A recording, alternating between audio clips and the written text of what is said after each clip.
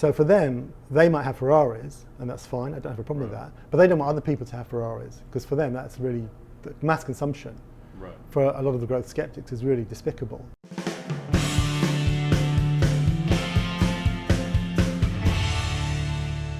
Hi, I'm Nick Gillespie with Reason TV. Today we're talking to Daniel Ben-Ami, author of the new book, Ferraris for All, In Defense of Economic Progress. Thanks for joining us.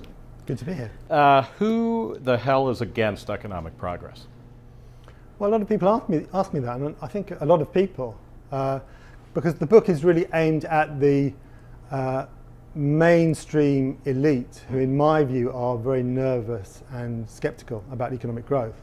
So who are the types of elites that are against economic progress? And by progress you mean more and more stuff for more and more people? Yeah, I mean increasing economic outputs, and I see that as central to social progress more broadly defined as well. And the people who are against it, I think, are the mainstream political class and a lot of the mainstream business class as well. So it's not a book about hardcore deep greens at all. It's much more about the mainstream. And I think the way they express their anxiety about economic growth is not to say growth is bad, we hate prosperity. It's to introduce all of these caveats and introduce the idea that there are limits to growth. There are environmental limits, social limits, and so on. Talk about the environmental limits. What is the typical environmentalist caveat against economic progress? I think it's changed a bit over the years, because initially, if you go back to the 1970s, a lot of it was about resources, that, oh my God, if we grow too fast and we become too prosperous, the world will run out of resources and we'll be in serious trouble. In broad terms, that's what they were arguing.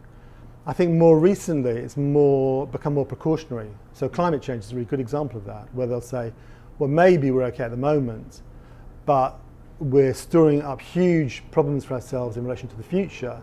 Therefore, climate change is not just a scientific or practical problem, it's a problem that means that we have to hold back on growth and we have to restrain ourselves. That's the argument that they use. What's wrong with that argument? To say, if everybody in the world has a car and they're polluting, or their own factory or something, that it's going to destroy the environment. What's wrong with that way of thinking?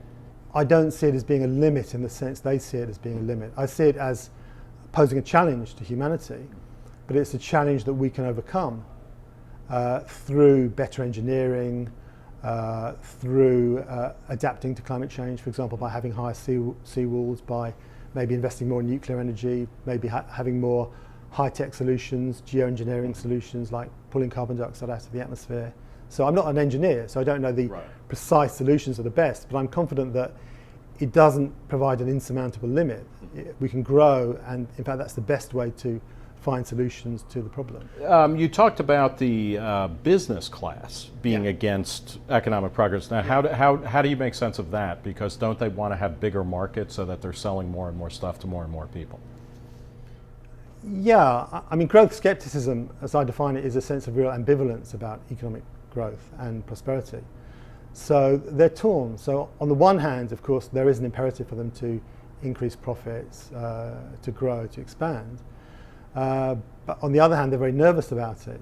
And the way that often expresses itself is in terms of corporate ethics or corporate governance or corporate social responsibility, which is essentially saying we've got to be really, we do need to grow, but we need to be really careful about it. We need to be cautious about how we go ahead, because we could cause all sorts of problems. What are the types of problems that they're worried about? It could be all sorts of things. It could be that they would cause environmental problems.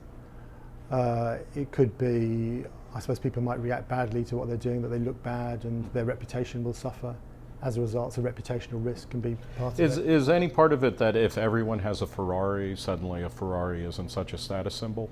Yeah, and I think that's quite an interesting argument, although I don't really agree with it, because I think it brings out the elitist character of the argument, because I see this fundamentally as an elite argument, because what they're really saying is that the world can't really grow. We don't really believe in prosperity. So we have to protect what we've got ourselves.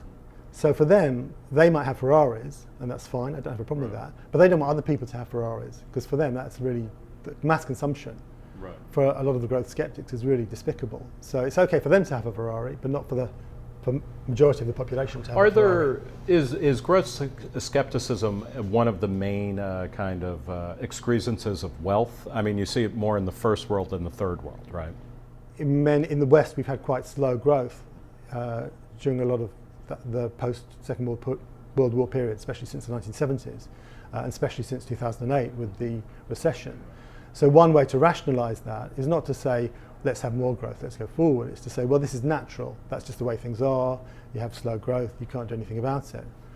I think there's also the deindustrialisation of the West. So as a proportion of output, industry is becoming less and less important. And a lot of the Western elite, I think, feels estranged from the world of production and manufacturing. And probably most important, there's a lack of belief in social progress. People don't think that progress is possible, or they think it'll cause all sorts of problems. And as I say, I think economic growth is really central to a classical conception of progress. I want to thank Daniel Ben-Ami, author of Ferraris for All in Defense of Economic Progress, for talking to Reason TV today. I'm Nick Gillespie. Thank you. Thank you.